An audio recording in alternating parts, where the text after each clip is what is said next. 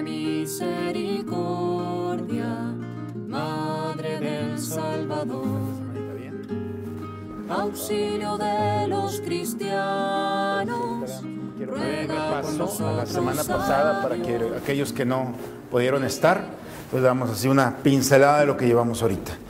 Bien, vamos a empezar como siempre,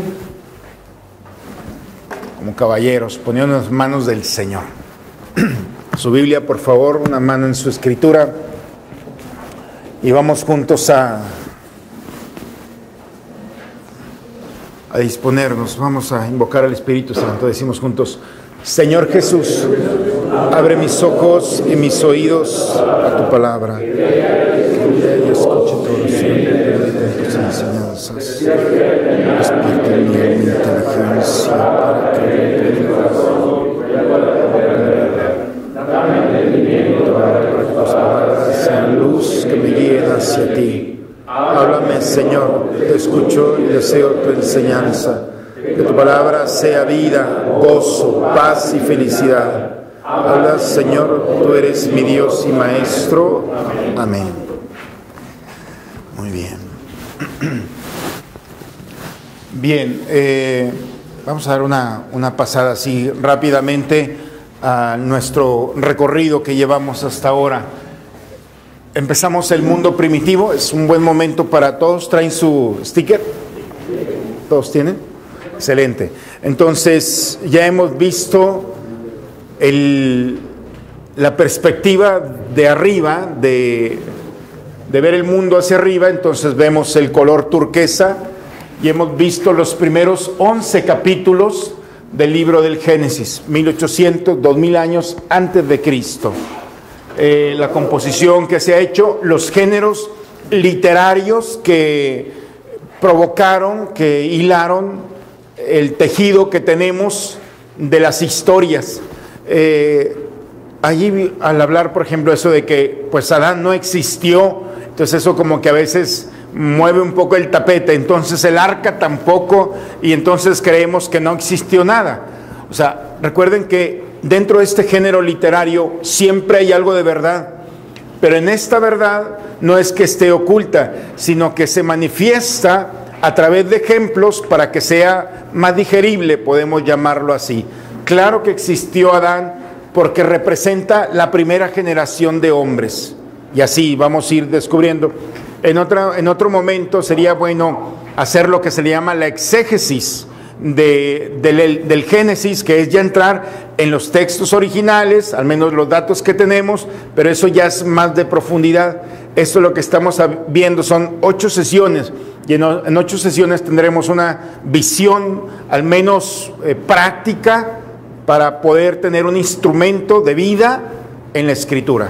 Entonces, vimos los primeros 11 capítulos, las primeras 4 grandes historias, que son los 4 grandes pecados que todavía hasta hoy en día están vigentes. Es decir, la desobediencia, la envidia, los pecados morales y finalmente la soberbia. Esos: Adán y Eva, Caín y Abel, Noé y finalmente la Torre de Babel. Terminamos los primeros 11 capítulos, y recuerden que lo primero que se nos presentó allí es la primera promesa que hay en la Escritura. Génesis 3:15. También se le llama el protoevangelio, es decir, el primer evangelio, el primer anuncio de que viene el Mesías. De la estirpe de la mujer saldrá quien te pise la cabeza. Y a partir de allí vamos a ir descubriendo cómo esa promesa se va cristalizando. Prácticamente eso es lo primero que vimos. La semana pasada vimos los patriarcas.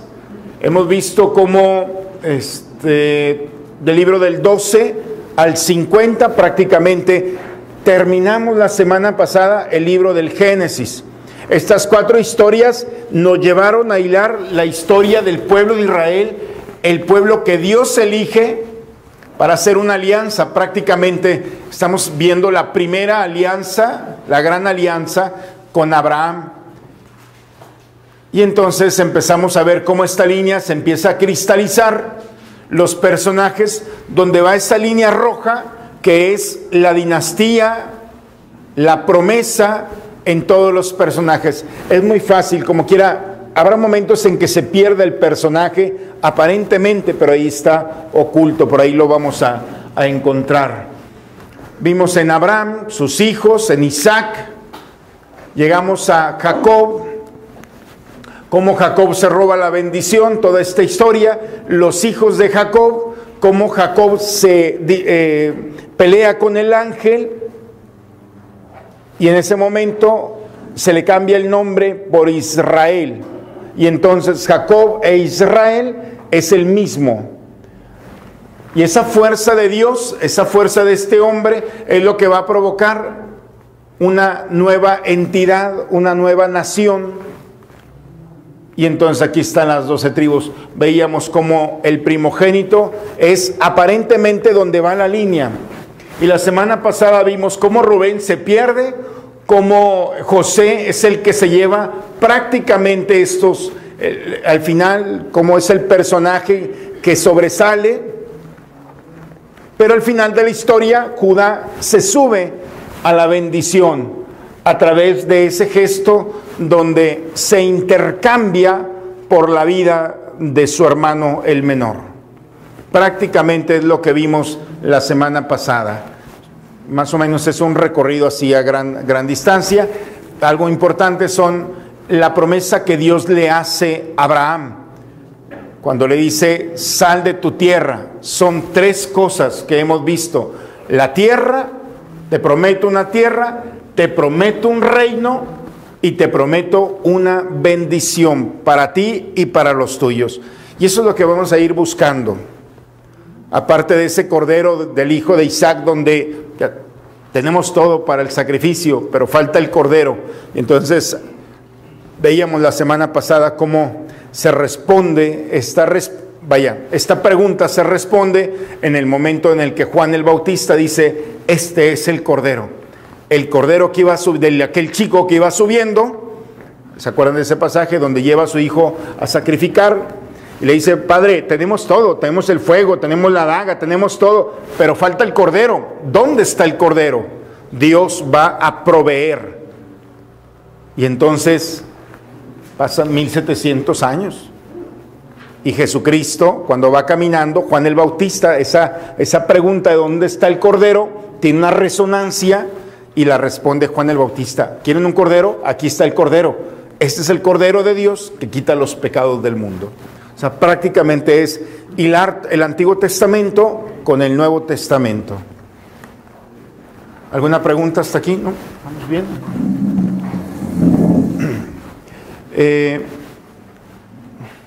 Y hoy entramos a Egipto y Éxodo. Aquí lo tenemos en el color rojo, el mar rojo. Estamos hablando del 1700 al 1280 antes de Cristo.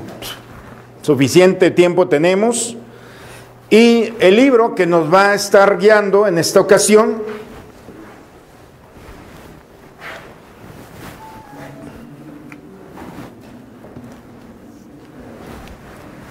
es el libro del Éxodo.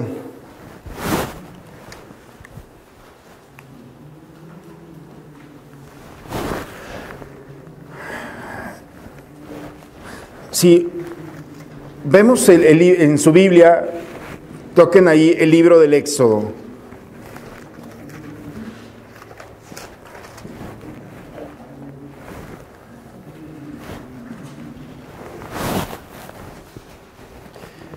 Nos quedamos en Egipto en la última ocasión, en la última reunión, ¿cierto? O sea, acuérdense, José estaba en Egipto. Toda esta historia de los hermanos de José, cómo se resuelve. Si le dieron una lectura en casa más o menos de cómo estuvo esta historia.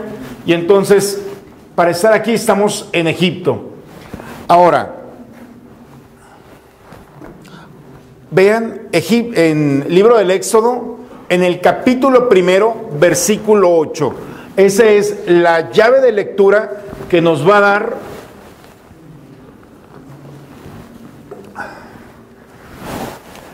entró a gobernar en Egipto un nuevo rey que no sabía nada de José y dijo a su pueblo, miren que los hijos de Israel forman un pueblo más numeroso y fuerte que nosotros.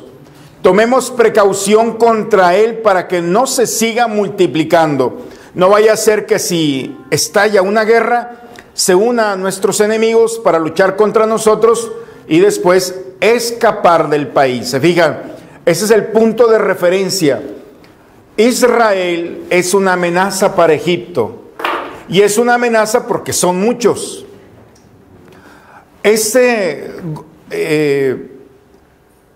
gobernante no había escuchado hablar nada de José. ¿Se acuerdan todo lo que José había hecho? Y entonces aquí empieza la historia. Este faraón no sabe nada de José, no respeta al pueblo, y la primera intención que va a ser en el capítulo 1, versículo 22, hay un principio de vida. ¿Se acuerdan que hemos ido sacando principios de vida? Esos son los que hay que estar muy atentos. Dice, entonces el faraón dio esta orden a todo el pueblo. Capítulo 1, versículo 22. Echen al río a todo niño nacido de los hebreos, pero a las niñas déjenlas con vida. Es la intención del faraón. Vamos a ahogar a todos los niños.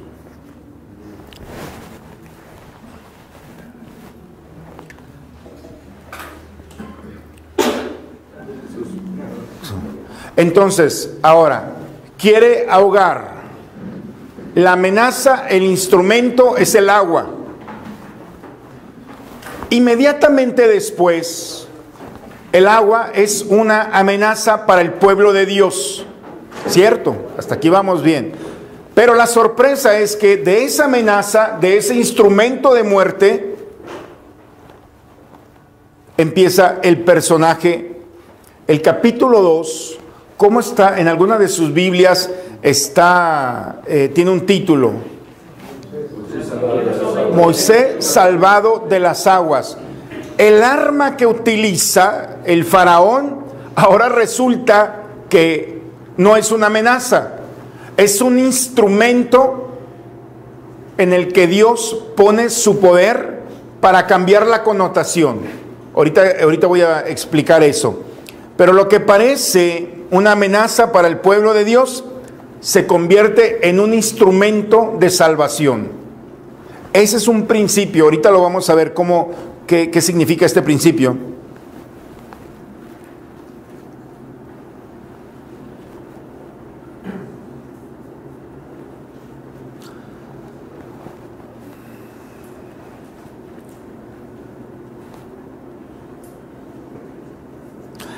El personaje que vamos a ver ahorita es Moisés. Yo creo que la historia la podemos encontrar allí, cómo Moisés es salvado, es encontrado por la hija del faraón, cómo es tutelado. Moisés vive entre el mundo, en el mundo de los egipcios a lo largo de 40 años. Y en esos 40 años no conoció al Dios verdadero. Conocía la cultura, había sido adoptado, arropado por la hija del faraón. Entonces, es un judío que desconoce su raíz, desconoce su Dios, pero en el fondo hay algo que permanece. Aquí lo importante, la identidad nunca se va a perder. Siempre va a estar presente.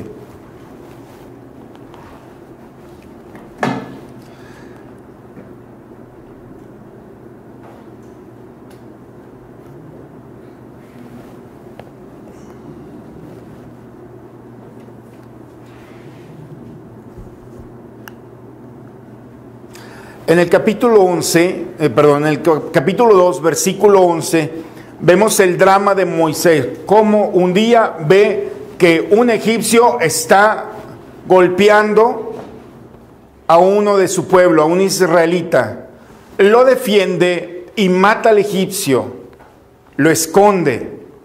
Pero en otra ocasión, cuando Moisés descubre que dos egipcios están discutiendo, llega a poner paz. Y uno le dice que me vas a matar también a mí como mataste al egipcio. Y entonces se da cuenta que la historia ya está en la boca de algunos y muy pronto de todos.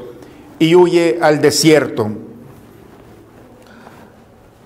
Llega Moisés en Madián, en el desierto.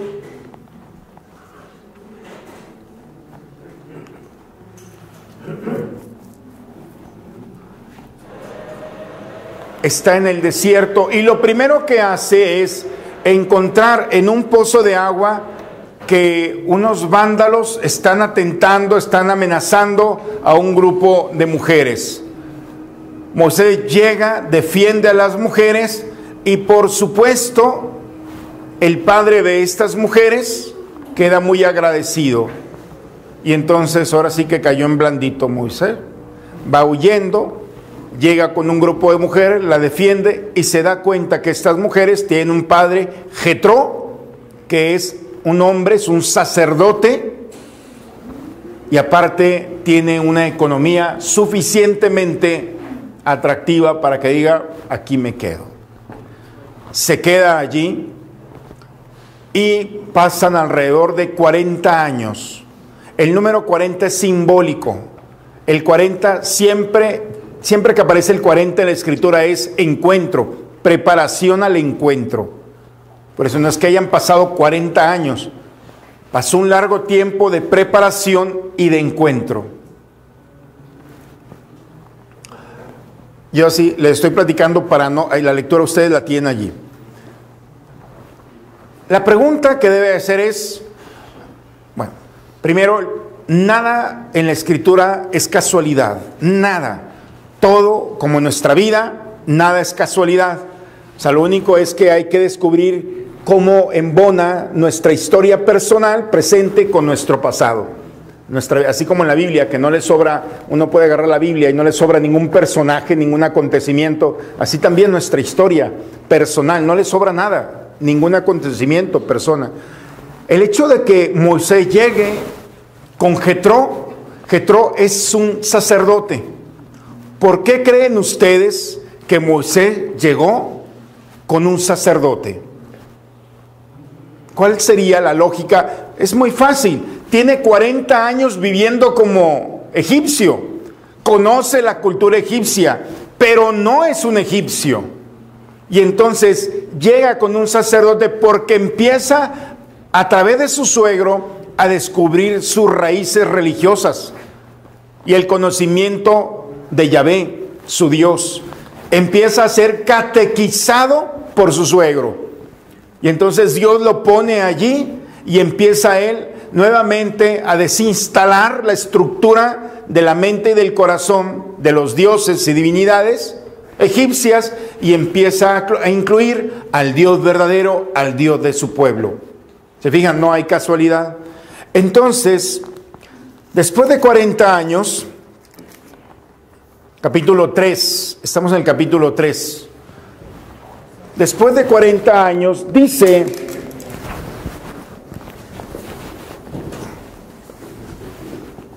sí.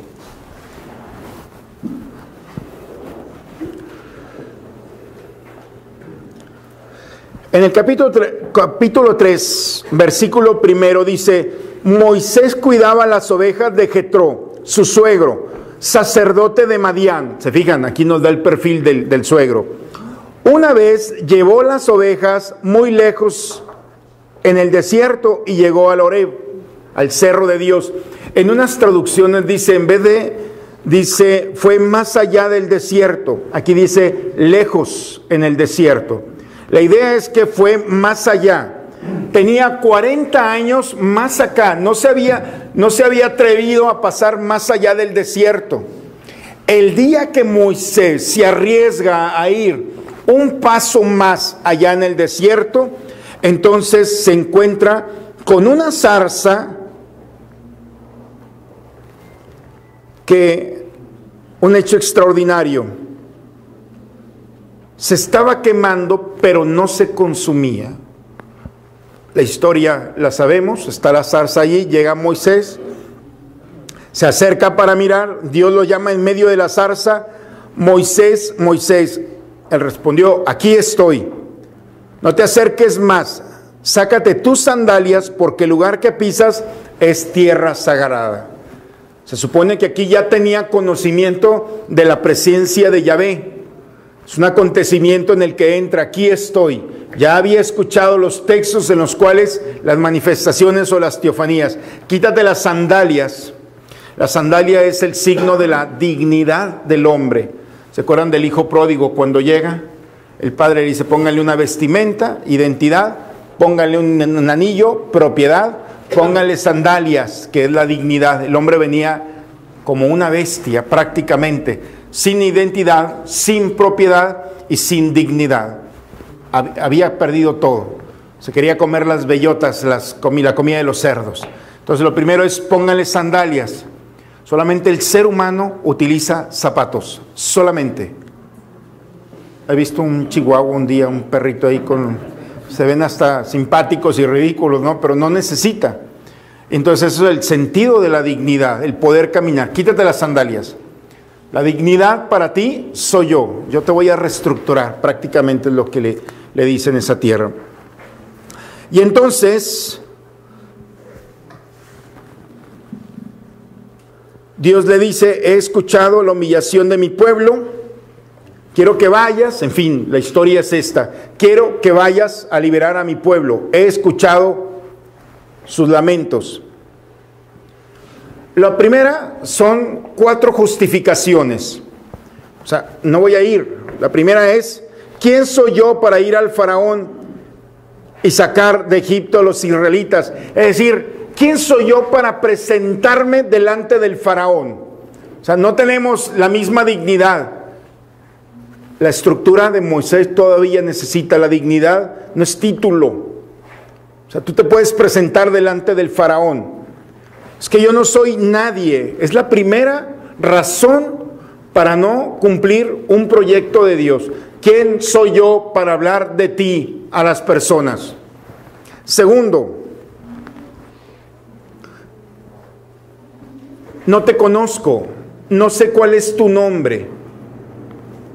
Si me preguntan, estamos aquí en el versículo 13, si me preguntan quién me llama, ¿quién le voy a decir? ¿Cuál es su nombre? Yo soy el que soy. No le resolvió nada. ¿Por qué no le resuelve nada? Porque ponerle nombre a Dios es manipularlo. Acuérdense en el Génesis, ponerle nombre a una cosa, a un animal, a una persona, es tener autoridad sobre ella. Dios no puede ser nominado, no puede ser nombrado. Todavía hasta el día de hoy los judíos no nombran a Dios. Una cosa es que le digamos Padre. Jesús nos unimos a su voz para decirle Padre. Pero todavía es el innombrable, todavía se le tiene un santo respeto porque no podemos manipularlo. Tercero, no me van a creer, capítulo 4, estamos en el capítulo 4 del libro del Éxodo. No me van a creer, ni querrán escucharme. ¿Por qué? Porque soy un prófugo. O sea, me conocen, me persiguen. Si regreso, mi voz no tiene fuerza, no tiene poder, porque tengo mala fama, soy un prófugo. Es el tercer elemento. Cuarto, capítulo 4, versículo 10. Mira, Señor, es la cuarta barra que pone allí. Yo nunca he tenido facilidad para hablar y no me ha ido mejor desde que hablas a tu servidor. Soy torpe de boca y de lengua. Prácticamente Moisés era tartamudo.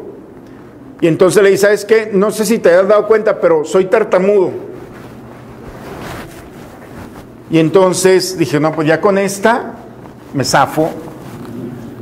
El problema es que Dios tiene ya sí, se la sabe de todas.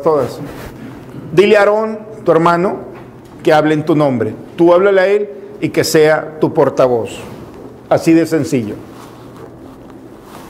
La quinta razón simplemente es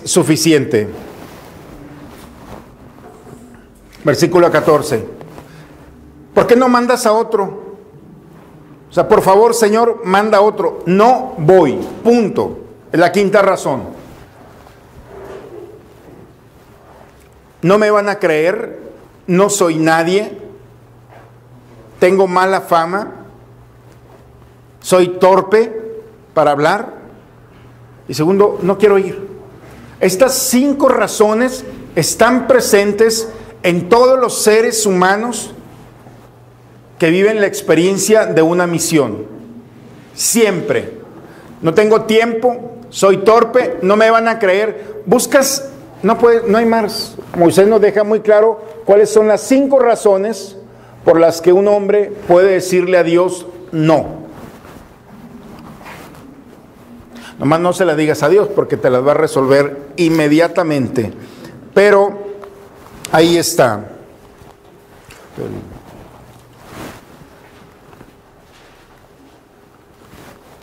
¿Vamos bien hasta aquí?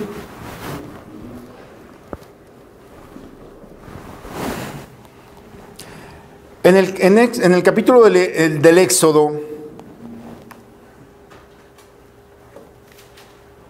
en el capítulo 5,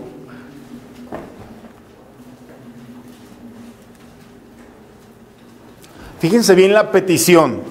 Después de eso, Moisés, después de que ya estuvo allí, ya no pudo hacer nada con Dios, tuvo que ir con el faraón.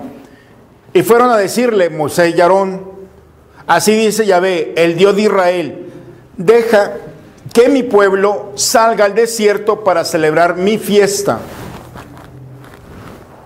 Fíjense bien cómo el proyecto de Dios para el pueblo de Israel no era sacarlo, aparentemente no era liberarlo. Puede salir... ¿Qué es lo que Dios quería de este pueblo? Simplemente celebrar en el desierto. Si ustedes se fijan, en el versículo 3, Moisés le dice a Dios, capítulo 5, versículo 3, permite que vayamos al desierto a 3 días de camino. Allá ofreceremos sacrificios a Yahvé, nuestro Dios, no sea que nos castigue con peste o espada. Solamente le estaban pidiendo 3 días al faraón. No te estamos pidiendo que nos liberes, te estamos pidiendo, queda claro, 3 días para ir y ofrecer sacrificios. El faraón, por supuesto, lo ve como una amenaza de que quieren escapar y entonces les prohíbe que salgan. Ah, ¿no me das 3 días? Ok, pues entonces olvídate, vamos a salir, contigo, sin ti o contra ti. Esa es la sentencia. Eran 3 días. Si le hubiera dado esos 3 días, entonces probablemente el pueblo de Israel hubiera quedado todavía esperando la liberación. Pero la negación y la intransigencia del faraón fue el motivo por el que el pueblo de Dios es liberado.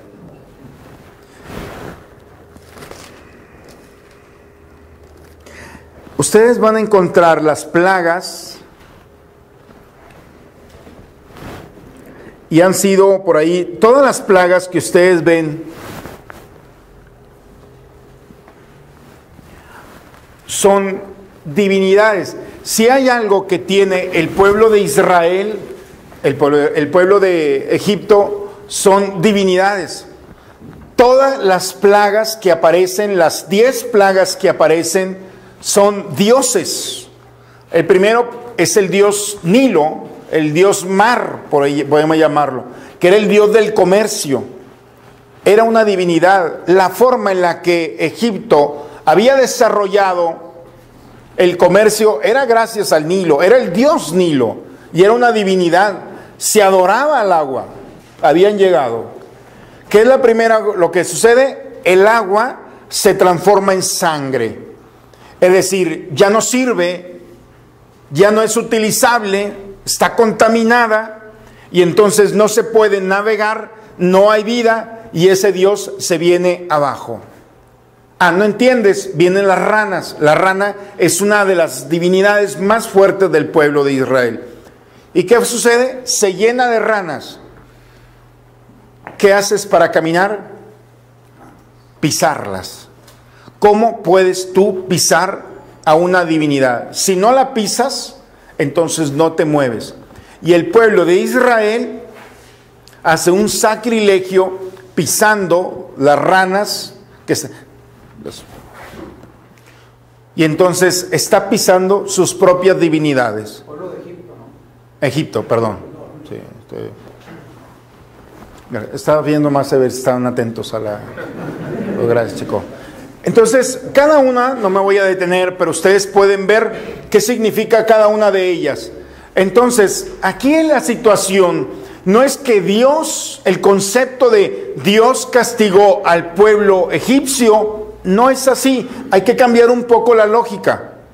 Es Dios manifestó su poder a Egipto, presentándose como el Dios que tiene poder sobre las divinidades de este pueblo. No es un castigo, es manifestar el pueblo, el Dios del pueblo de Israel. Así de sencillo. Este es el Dios del pueblo de Israel. La última divinidad son los primogénitos. Es también el hijo mayor, es considerado también una divinidad. Y es la 10ª plaga, es la más terrible.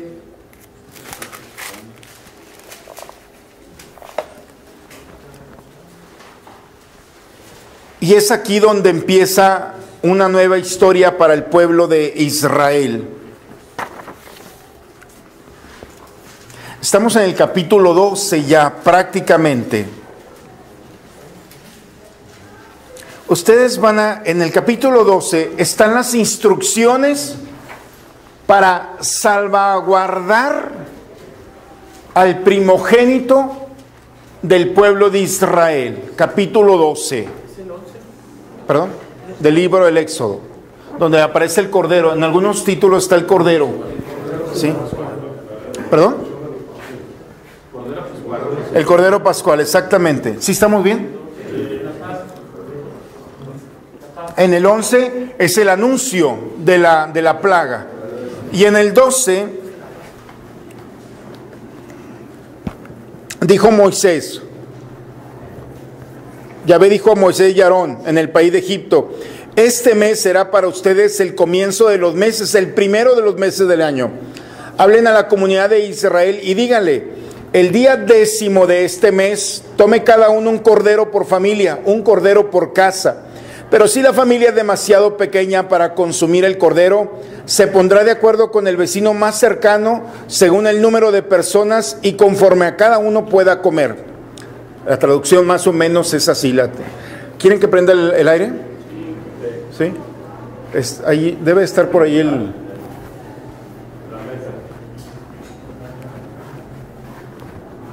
No. A ver, Checo, ahí debe estar por aquí. Ok.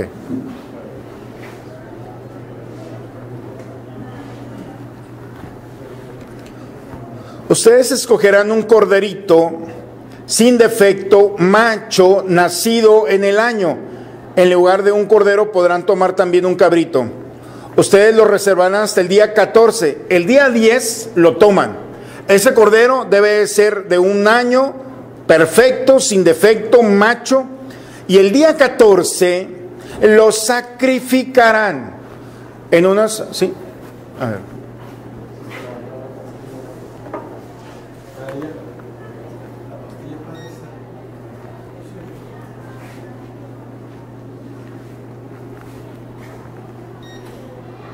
¿Sí, verdad?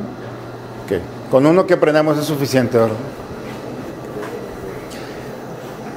Lo sacrificarán al anochecer. Estamos ahí en el capítulo 12, versículo 7. En cada casa, en lo que lo coman ustedes, tomarán su sangre, para untar la sangre en los postes y en el dintel, en la parte de arriba, manchar la sangre, la puerta, con el cordero, la parte superior de la puerta. Esa misma noche lo comerán, estarán ceñidos. Voy haciendo sobre lectura. Durante esa noche yo recorreré el país de Egipto y daré muerte a todos los primogénitos de Egipto, tanto de los egipcios como de sus animales, y demostraré a todos los dioses de Egipto quién soy yo, Yahvé. ¿Se fijan?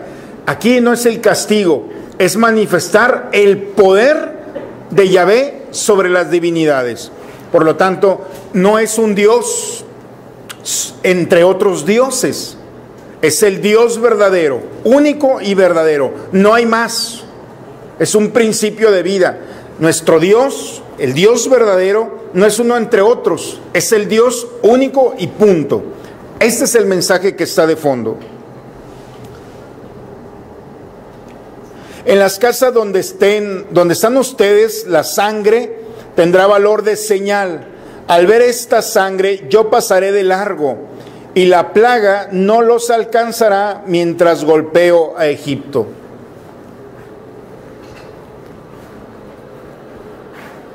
Ustedes van a poder tener allí. Es el mes de Nisan, lo que corresponde a nosotros, marzo, abril. Día 10, tomar el cordero. El día 14 hay que sacrificarlo. Se sacrifica alrededor, dice el atardecer. El texto hebreo dice cuando se juntan las dos tardes, alrededor de las 3 de la tarde. O sea, más o menos es el tiempo en el que se junta. Acuérdense que el día judío empieza en la víspera del anterior. Alrededor de las 3 de la tarde. Si nosotros utilizamos esta imagen, cuando Jesús entró, después lo voy a hacer un poquito más claro, pero cuando Jesús entró por la puerta de Betania a Jerusalén, entró en el mes de Nisan, el mismo mes. Entró el día 10. Entra por la puerta, el profeta Jeremías nos dice que por esa puerta estaban los corrales donde estaban los corderos que se tocaban, se compraban. Tenía que ser de un año, porque cada año tenía que repetir este rito. Entonces los judíos cada año tenían que ir a Jerusalén a hacer el sacrificio del cordero, recordando del cordero pascual. Tomaban y compraban el cordero en esa puerta y entraban el día 10. Jesús entra por la puerta donde se compraban los corderos. No hay casualidad. Entra ese día, entra como el cordero el día 10. A partir del día 10 empieza toda la historia de su aprehensión. Las palabras de Pilato, ¿se acuerdan cuáles fueron las palabras de Pilato? No he encontrado culpa en él. Mancha, está bien.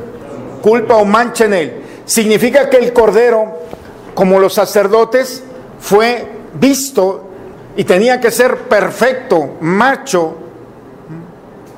Y entonces se dan cuenta de que este cordero, el mismo que Juan el Bautista había dicho, era perfecto. El día 14 es sacrificado.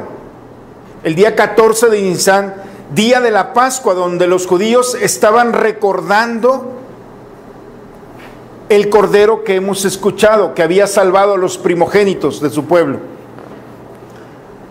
Jesús muere en la cruz alrededor de las 3 de la tarde. Es la hora en la que los sacerdotes estaban sacrificando los corderos a esa misma hora en el templo de Jerusalén. Estaban sacrificando, viviendo la Pascua, recordando aquellos corderos del Éxodo 12 que habían salvado los primogénitos. ¿Se fijan? El cordero que estábamos esperando es el cordero que entra el día 10, que es perfecto, que es sacrificado el día 14, exactamente a la hora en la que los corderos estaban siendo sacrificados en el templo. Si más o menos vemos Bien, eso lo veremos todavía un poco más adelante, pero es la idea.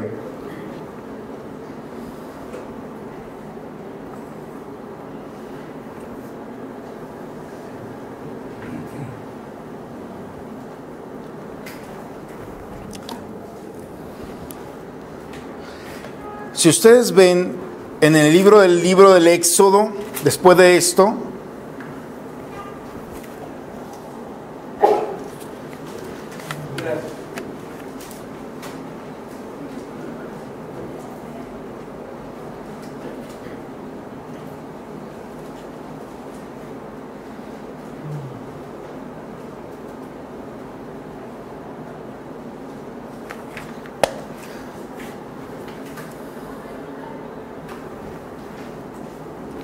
dice en el capítulo 12, versículo 40, otra relación, ahí vamos haciendo una lógica de línea, haciendo esa vinculación.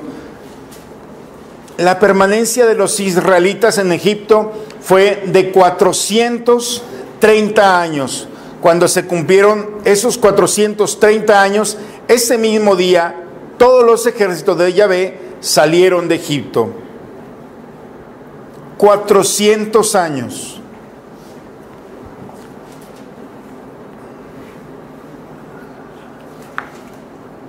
¿Alguno de ustedes recuerda por qué 400 años?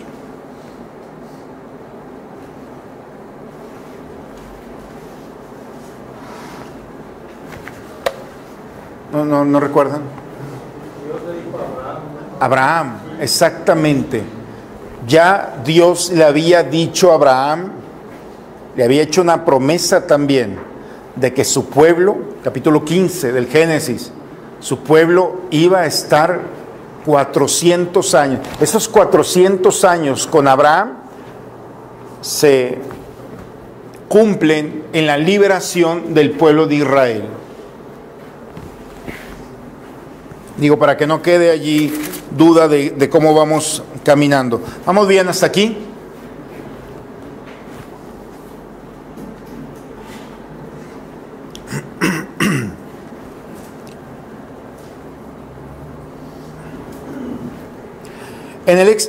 Ahora sí, vamos a darle un poquito más velocidad a esto. Vamos por los capítulos. En el capítulo 16...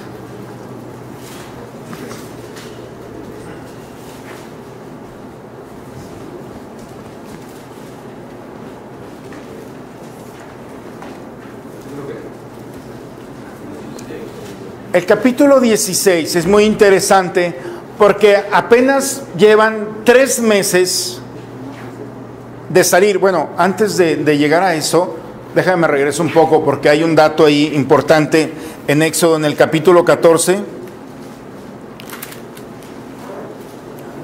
El paso del Mar Rojo.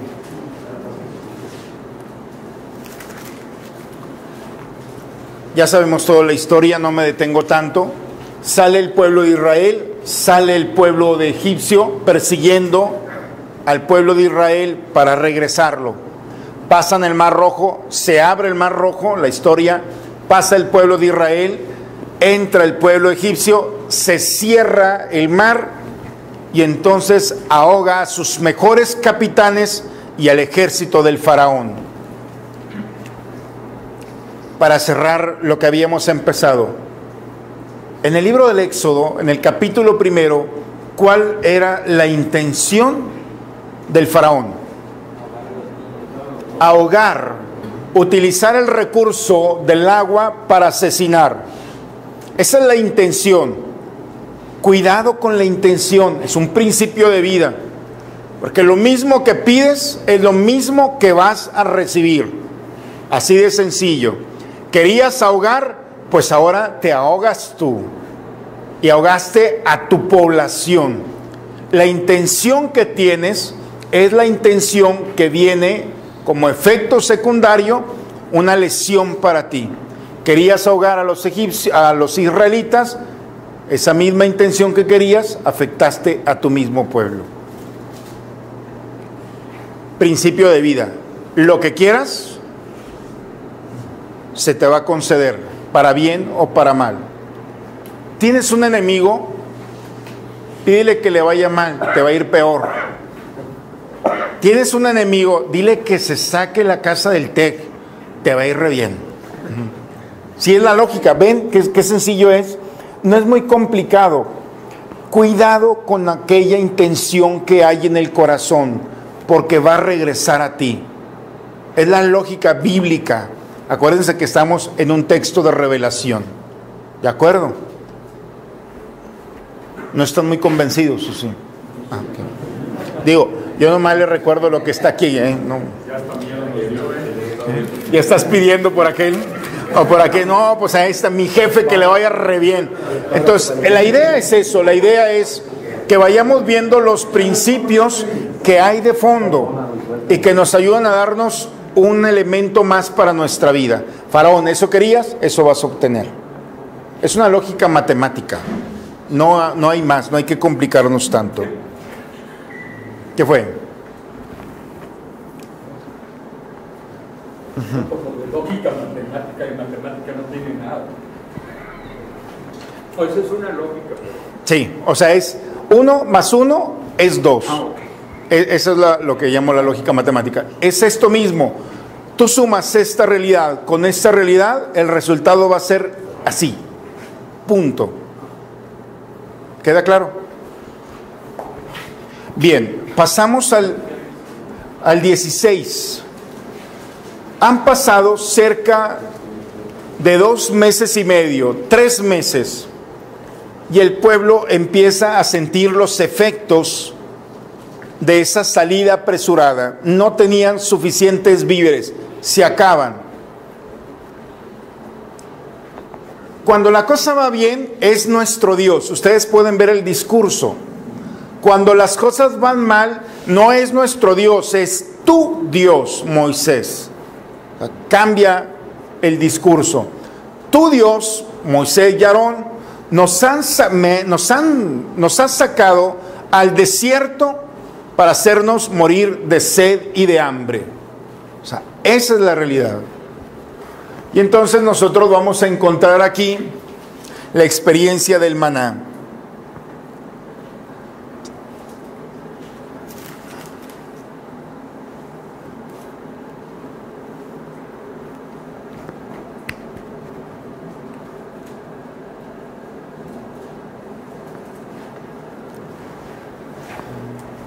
En el capítulo 16 encontramos un elemento más. La única condición que Dios le da a su pueblo con el maná es: coman todo lo que quieran, pero no reserven nada. Esa es la única condición. Mañana yo les voy a dar. Fue su única condición. El pueblo de Israel, algunos del pueblo de Israel, tomaron una porción y la reservaron. Al siguiente día era putrefacta, estaba echada, estaba engusanada, dicen algunos textos.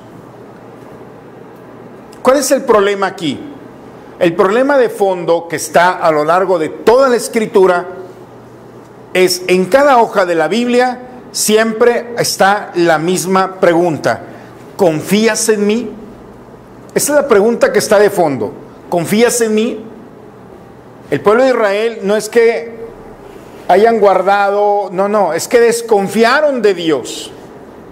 Y si mañana no nos da maná, porque está fuera de nuestras manos, y entonces por velar, por no aceptar o dudar simplemente del proyecto de Dios, entonces dudan. Ahí empieza ya a ver. El capítulo 24, del capítulo 24 al capítulo 31, ustedes van a encontrar ahí todo lo que es la preparación a la alianza.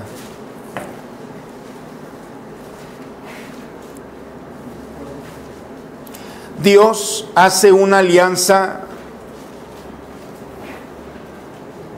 con esta nación.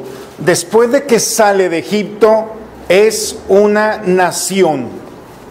Nosotros vamos a encontrar en la Escritura que ya no es un pueblo, es la nación de Israel.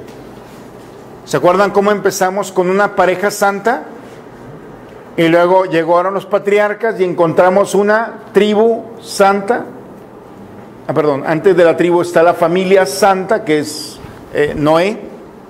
Y luego aparece Abraham y empezamos las tribus, una tribu santa. Y hoy empezamos una nación santa. Es el proceso. Pareja, familia, tribu, nación. Se va fraguando algo. Estos pasos nos van dando una indicación hacia dónde vamos.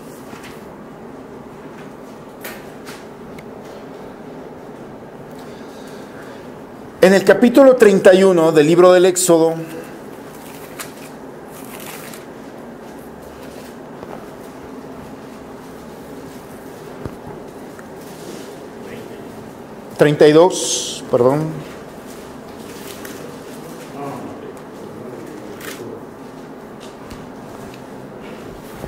dice que Moisés no bajaba del monte, estaba en el monte de Dios, estaba preparando la alianza.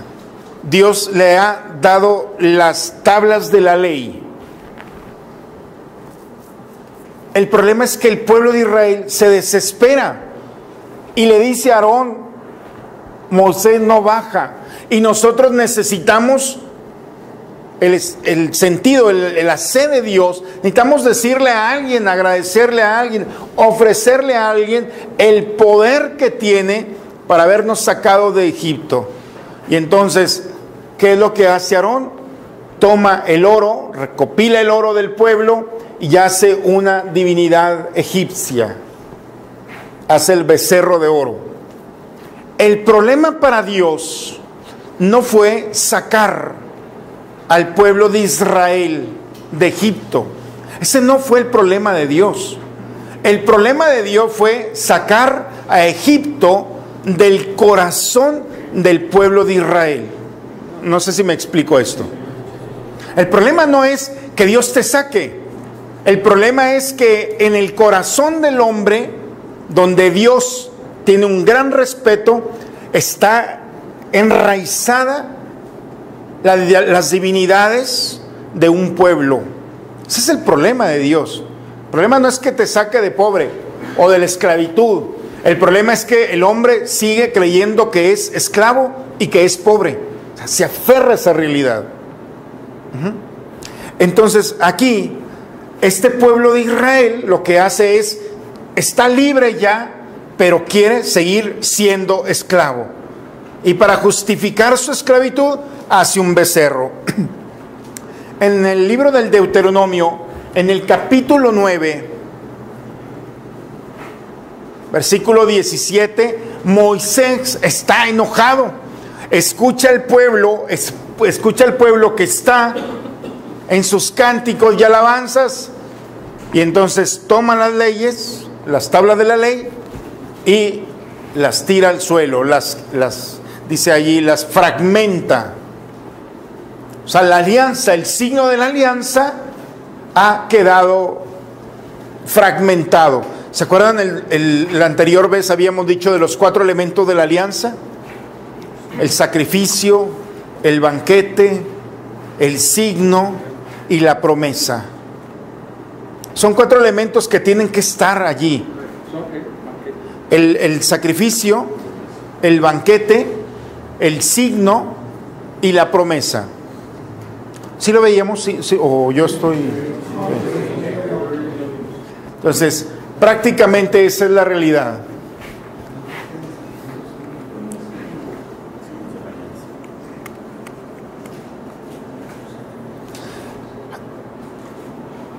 ¿Qué es lo que sucede aquí? Dios y Moisés están molestos con el pueblo de Israel. Y Dios, en el capítulo 32, está decidido a exterminar a este pueblo necio.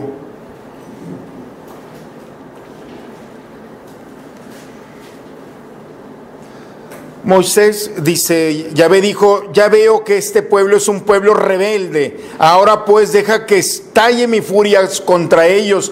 Voy a exterminarlos, mientras que de ti yo haré nacer un gran pueblo.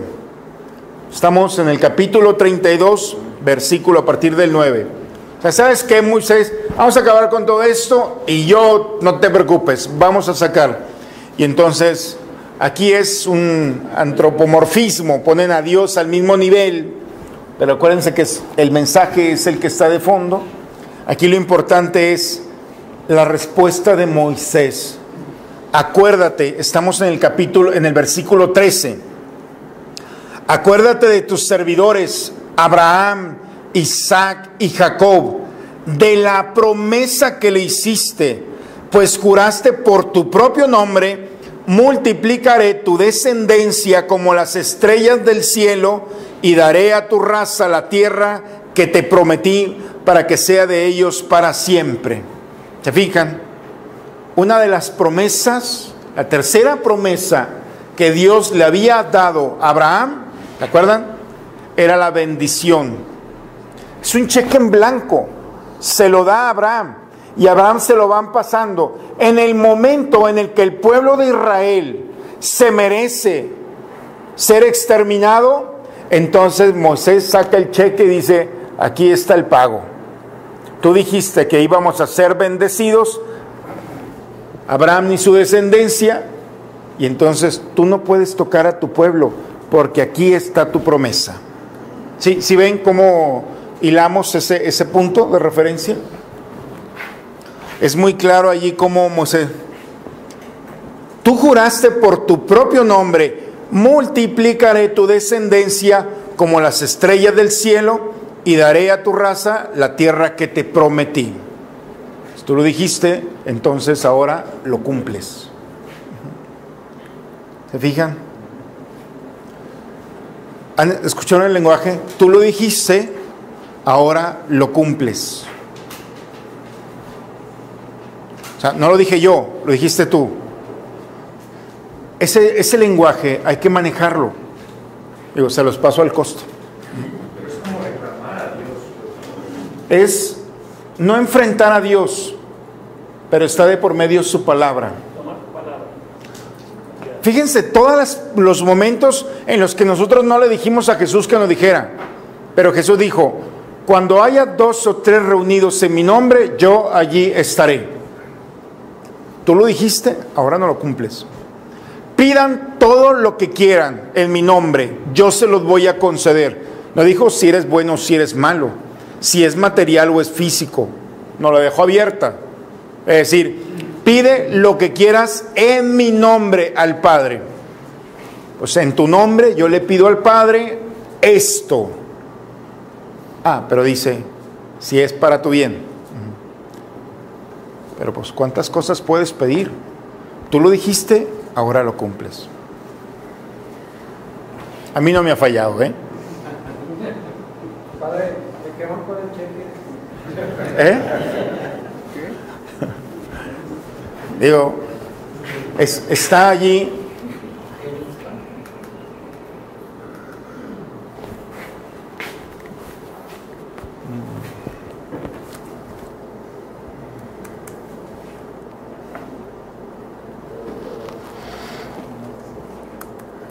¿Sabes que se le fue Checo, la batería?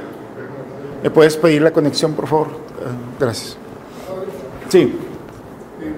Moisés, el que le está reclamando a Dios que cumpla su palabra, es el mismo que dijo, yo no le entro. Así es. Que elabórelo porque no entiendo ahí. Porque aquí es, Dios te va a cumplir, no por tu debilidad o por tu humanidad. Dios te va a cumplir porque es su palabra la que está de por medio. Independientemente. Por eso Moisés, si se fijan, la figura que presenta Moisés es muy humana, como cada uno de nosotros. Si nosotros no tenemos palabra, Dios sí. Y Dios la cumple. Yo no sé si tú tengas palabra. Digo, no. Pero lo que sí sé es que Dios sí la tiene. Ese es el punto. Y es como tenemos que presentarnos a Dios. Señor, yo te he fallado mucho, pero tú no puedes fallar. O sea, Él sigue siendo fiel. Y se ve el cambio como ya como verdadero líder después de dudar. Claro, va a aprender. Ah, pero espérate, todavía no lo canonices. O sea, todavía viene. Si usted, vamos adelante.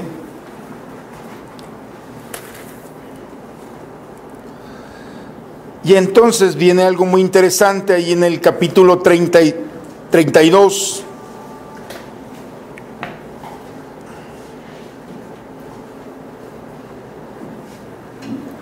Hasta este momento de la Escritura, capítulo 32, la bendición se da, es laical. ¿Qué significa eso?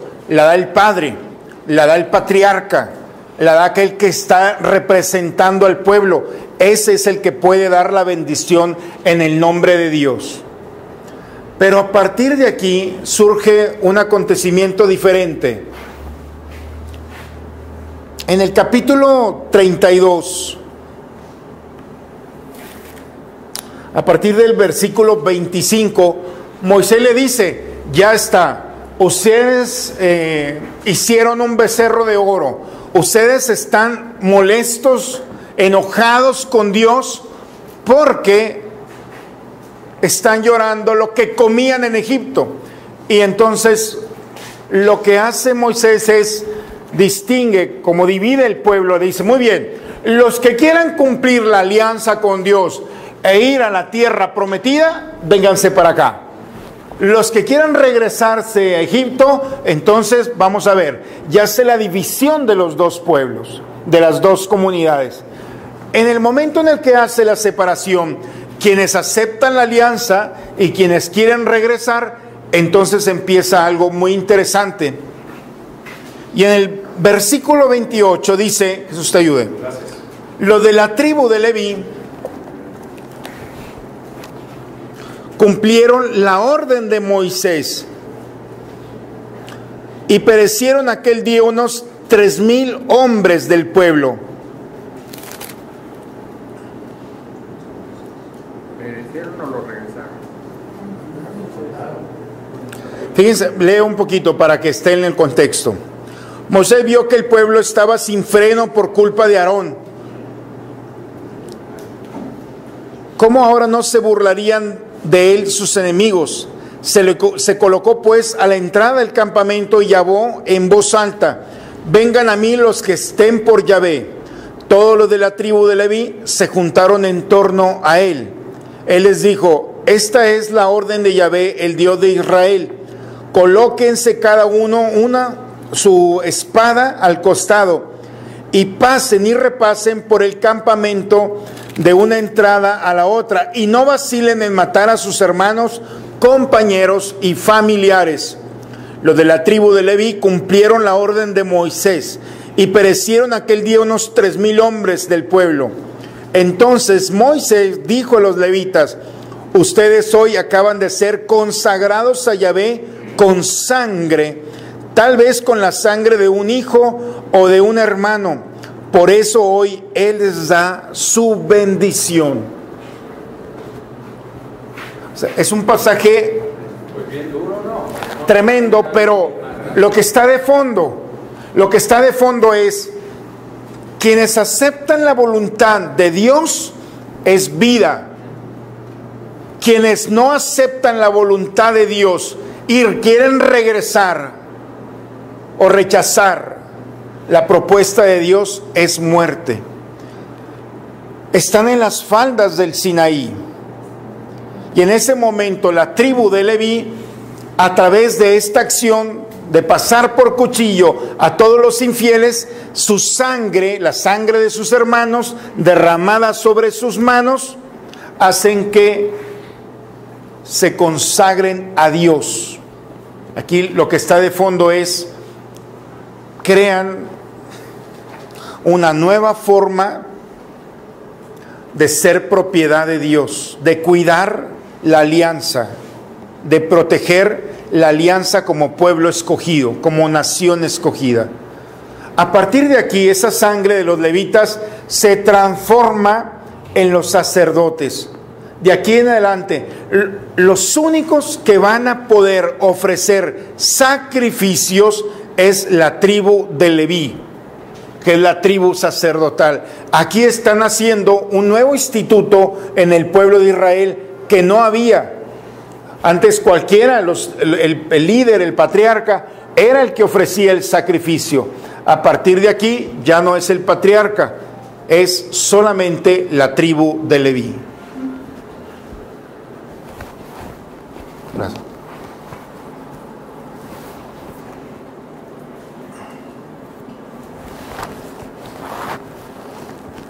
Muy bien, el capítulo 34, así nos vamos rápidamente, vamos a encontrar cómo se reestructura, se restaura la alianza, cómo el pueblo de Israel nuevamente regresan a Dios, se dan cuenta que se han equivocado. En el capítulo 36 empieza la reparación o la construcción del tabernáculo.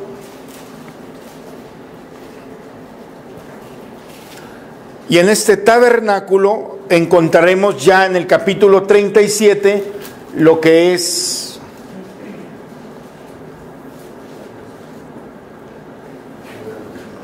el arca de la alianza.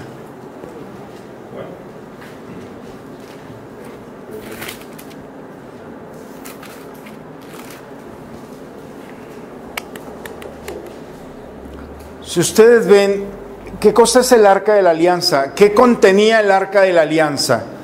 Contenía tres cosas. En el tabernáculo, que es el lugar del encuentro, hay un signo que recuerda la presencia de Dios en su pueblo. Esa experiencia, esos elementos de la presencia de Dios en su pueblo están en una caja que se le llama el arca de la alianza.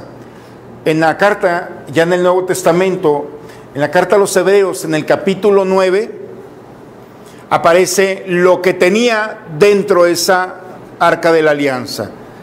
Tres cosas. Primero, las tablas de la ley, nuevamente. Segundo, una estructura de oro que contenía una porción del maná, como un signo de la providencia de Dios. Y tercero, el báculo de Aarón, que representa el liderazgo ante su pueblo. Tabla de la ley, maná y el báculo. Es el arca de la alianza. ¿Han escuchado que a la Virgen se le dice la nueva arca de la alianza? ¿No habían escuchado? En las letanías, arca de la alianza. Cuando uno está en el rosario, arca significa que es el arca, y dentro del arca aparecen estas tres realidades. Jesús, que es el maná, el nuevo maná, el pan del cielo. Segundo, es el nuevo legislador, viene a darle plenitud a lo que Moisés había recibido. Y tercero, es la autoridad que conduce al pueblo de Israel. Así como Aarón es el que condujo, así también Jesús es el que va a dar dirección.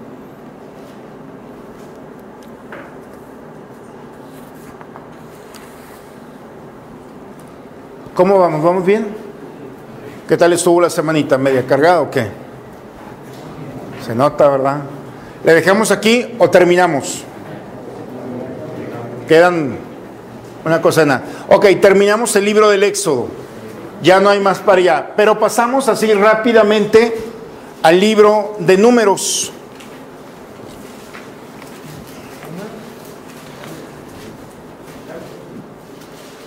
En el libro de Números,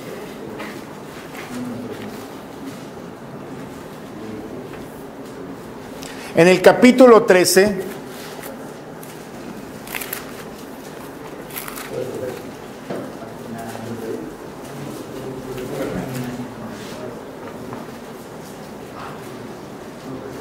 prácticamente ya pasamos el desierto, ya pasamos los 40 años estamos en ese momento. Estamos muy cerca, digamos, de la experiencia. Llevamos alrededor de unos 5 o 6 meses. Entonces lo que hace el pueblo de Israel, a ver, aquí está fíjense bien cómo está aquí Egipto.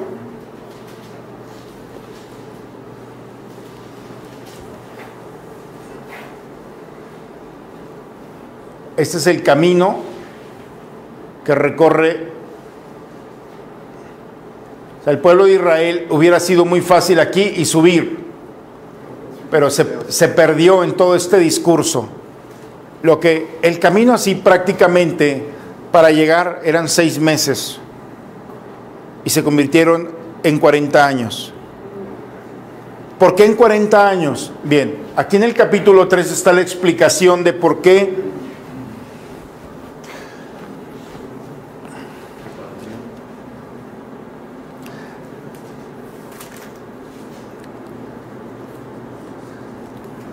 Moisés envía unos espías a la tierra prometida y escoge a un integrante de cada una de las tribus. Ahí está en el capítulo 3, ustedes lo pueden. Y envía a la tierra prometida. 40 días están en la tierra prometida, viendo, descubriendo lo que hay en esa tierra. Regresan los espías y resulta que le dicen a Moisés, ¿sabes qué? No vamos. Los que viven allí son gigantes, comen como gigantes, viven como gigantes. Es un pueblo muy poderoso, no podemos entrar. Así de sencillo. No vamos, no entramos. La pregunta de fondo es, habíamos dicho que era 40 años. ¿confías? O sea, es muy grande. A Moisés, confía. Que el faraón, tú confía. Y en el desierto, todas las realidades, oye, mandas gente espía, regresan, ya te la dio Dios. ¿Por qué tienes que dudar? No vamos. Y entonces el castigo para este pueblo es doble. Por cada día que los espías estuvieron dentro, será 1 año. Estuvieron 40 días, serán 40 años en el desierto. Ustedes van a poderlo encontrar aquí mismo. En el capítulo 14, versículo 34. Ustedes emplearon 40 días en recorrer el país, pues bien, cada día equivaldrá a 1 año. Cargarán con el peso de su pecado durante 40 años y sabrán lo que es mi cólera. ¿Queda claro? Ahí está la respuesta. Era muy sencillo, pero duraron. Pero también no es lo único.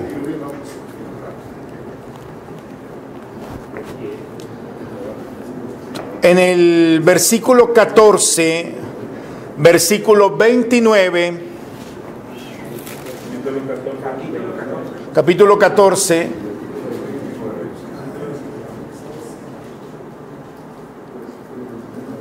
dice en el versículo 23, ahí en el 14 es donde se resuelve todo esto.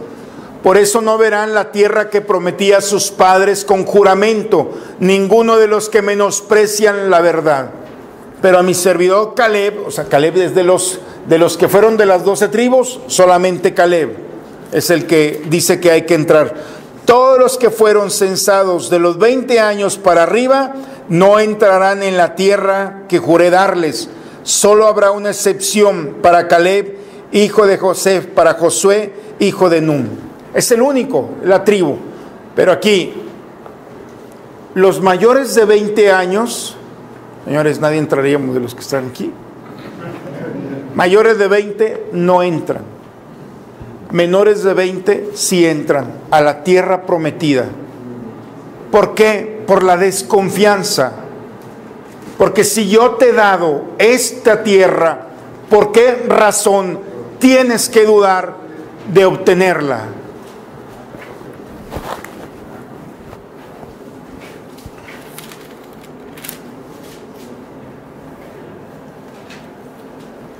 ¿Queda claro? Lo que Dios te dio, no dudes. No dudes que Dios te lo dio. O sea, no digas que no puedes. Si Dios te lo dio, entonces no hay vuelta atrás.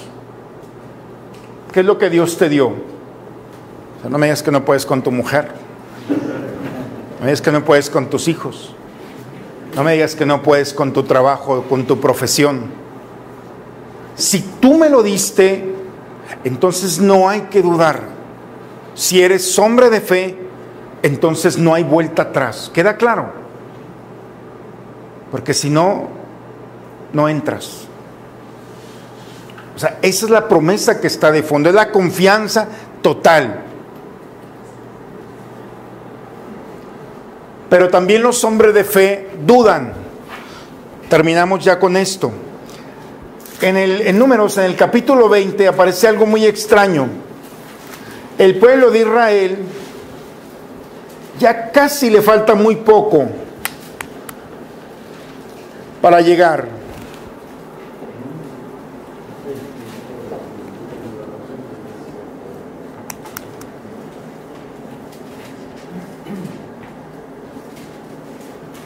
En el capítulo 20 ya está muy cerca. El pueblo tiene sed. Y nuevamente el pueblo de Israel le dice a Dios: tú, Dios, nos has sacado, Moisés, a morir de sed. Y entonces aquí aparece en este capítulo 20 un dato muy interesante.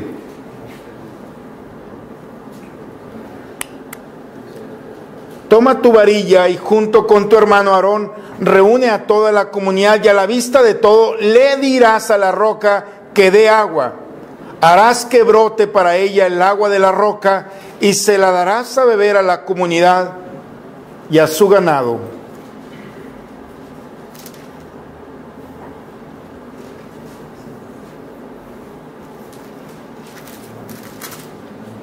Moisés levantó su mano y golpeó 2 veces la roca con su varilla.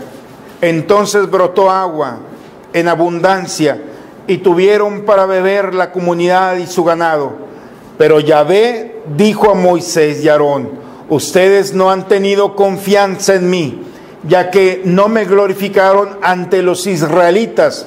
No harán entrar a esta comunidad a la tierra que yo les daré. ¿Cuál fue el problema aquí? Te dije que le dijeras, no que la golpearas. La desconfianza. ¿La golpeó cuántas veces? O sea, no una. Es muy claro. Te dije que le dijeras a la roca que brotara agua. Y entonces Moisés llegó y la golpeó una vez y la volvió a golpear 2 veces. Un hombre que dudó. También los hombres de fe en esos momentos se dudan. Somos seres humanos, ¿sí? Y falta la confianza. Por esta razón no vas a entrar a la tierra prometida.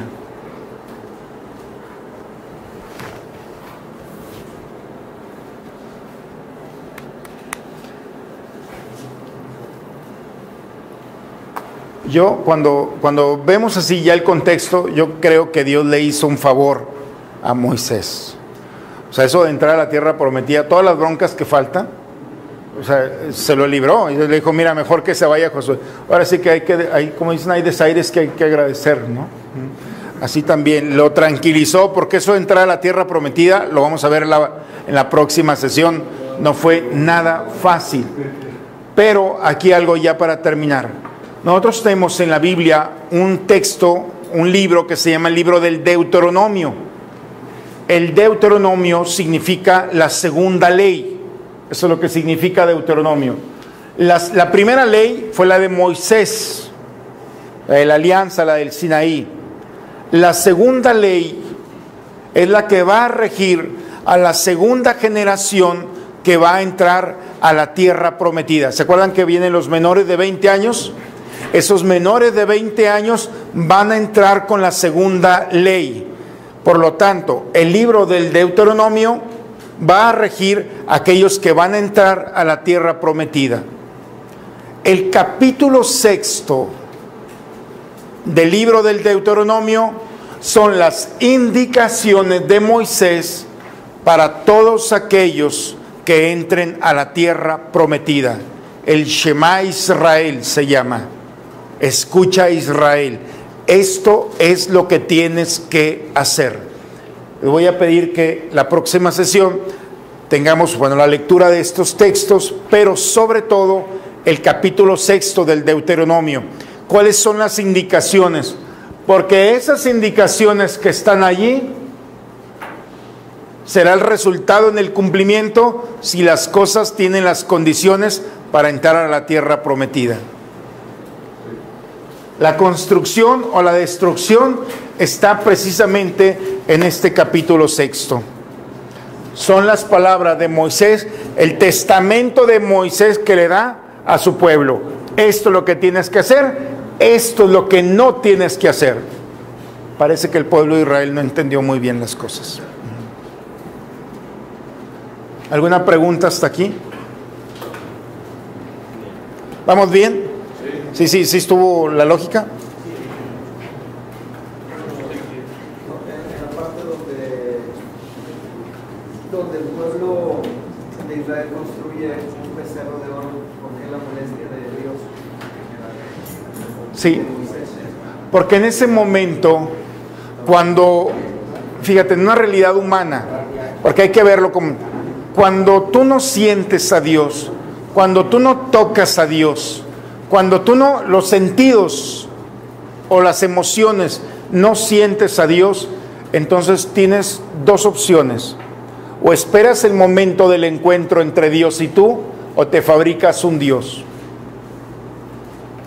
Así de sencillo. O sea, ¿cuánta gente se ha fabricado un Dios? Y trae una piedra, trae un imán, trae un limón, trae una planta, o simplemente un astro que dice, este es mi Dios. La necesidad del hombre por buscar una explicación te puede llevar, como dice Santo Tomás, me parece que es el que dice, si no tienes a Dios, en cualquier piedra te arrodillas. Cualquier cosa. Ese es el punto. Entonces, pero el Dios verdadero no es el Dios de los sentidos. Esto que pasó al pueblo de Israel nos pasa a todos. No lo siento. El hecho de que no lo sientas no significa que no esté. El hecho de que no lo veas, las estrellas, no significa que no esté. Sí queda. ¿Vamos bien? Excelente, señores. Pues sí, una pregunta. Precisamente lo que hacen los masones, ¿no? Ellos crean sus dioses. ¿Sí? El gran arquitecto del universo, No, pues vean todo. Le llaman el New Age o el neopaganismo. O sea, estamos volviendo en California, estaba leyendo un artículo donde ya los grupos de poder están adorando al sol. O sea, otra vez estamos regresando a ver al sol y a la luna. Otra vez el hombre tiene esa necesidad, si no la ha encontrado, buscar en cualquier cosa un Dios. Un becerro de oro, pero ahora de otra forma.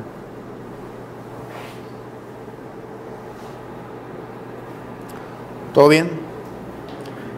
Vamos hilando, vamos bien en esto. Ha sido la jornada dura, ¿verdad? Bien, la del día y la de este momento. A lo mejor puede ser que haya mucha información, pero me parece que es digerible, ¿cierto? O sea, no está muy complicado el asunto, hay que darle una pasadita y yo creo que eso nos va. Es la tercera sesión prácticamente que tenemos. Nos quedan 4 más. Y yo creo que en 2 más vamos a tener una visión muy completa de lo que es ya el Antiguo Testamento. ¿Terminamos? ¿Les parece? El Señor esté con ustedes. La bendición de Dios Todopoderoso, Padre, Hijo y Espíritu Santo, descienda sobre ustedes y permanezca siempre. A ver, siéntense un momentito, se me pasaba un dato. Este fin de semana vamos a tener un retiro que se le llama un retiro querigmático. El retiro querigmático son 5 elementos. Querigma significa primer anuncio. Es la experiencia que vivieron los primeros cristianos. Es experiencia del amor de Dios, experiencia de ese amor que lleva a la conversión, esa conversión exige un estilo de vida. El estilo de vida te lleva a un encuentro con Dios, que hay un diálogo, se le llama oración, y el quinto elemento es una misión. Estas experiencias son las que vivían los primeros cristianos. Es lo que estamos viviendo. Nuestra parroquia está cimentada en el querigma, en estos 5 elementos. No sé, de los que están aquí ya, ¿quién ha hecho el querigma ya? Roberto. Y entonces, a ver, así rápidamente de los, no sé, Checo o Roberto, ¿qué ha provocado el querigma? Es la experiencia de este querigma en la vida de ustedes, así, en una pincelada para... Es una nueva comunicación con Dios, la cual te hace sentir de que, vaya, como si lo siento, ya se fue el desierto, ya entraste a la tierra prometida. Esto, Roberto. Es un sentir de Dios dentro de uno. O sea, si tienes dudas en algo, ahí en el querigma, o sea, se te vuelve realidad todo. Es un sentir. ¿Vale la pena? Vale la pena. Digo, no nos pusimos de acuerdo, ¿eh? Este fin de semana es un retiro querigmático que va a ser en Villa La Salle. La experiencia es sábado y domingo de 9 de la mañana, se queda a dormir uno allí y sale a las 6 de la tarde del domingo. Sé que las agendas pueden estar muy ocupadas, pero creo que hay oportunidades en la vida que son para nosotros en un momento determinado de nuestra historia personal. Ojalá, yo los invito, a mí me encantaría que se animaran a vivir una experiencia querigmática. Es los que, por ejemplo, los que nos ven aquí, o sea, muchos de nosotros ya lo hemos vivido la experiencia. Es un encuentro verdaderamente con el Señor, donde se reestructura tu historia personal y sales dispuesto a compartir tu vida en un sentido verdaderamente diferente.